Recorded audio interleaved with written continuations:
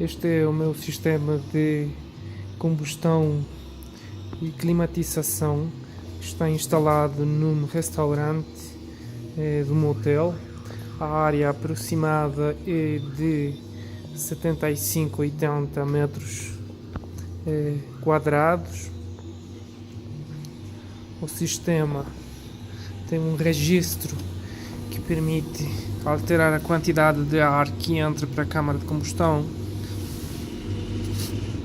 Um registro manual está instalado numa caixa que permite recolher toda a cinza que é gerada. Tem um vidro panorâmico que permite ver a combustão. A câmara de combustão está completamente isolada para ter uma maior eficiência. Eu consigo colocar a mão, não queima. Tem este buraco que é para a injeção de ar secundário e para limpar o vidro. E estes buracos aqui é o sistema de recuperação de calor. Este sistema injeta ar climatizado dentro da sala.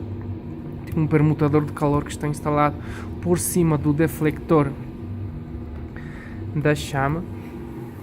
Este aqui acima é um detalhe decorativo. Por trás está o sistema que permite injetar o ar. Tem uma ventoinha. Tem aqui um controle que permite alterar a velocidade da ventoinha e, portanto, a quantidade de ar que é injetado dentro da sala. Eu consigo até desligar a ventoinha se eu quiser, ou colocar a maior velocidade. Depois tem o tubo de exaustão que está instalado a 45 graus e depois que atravessa a parede.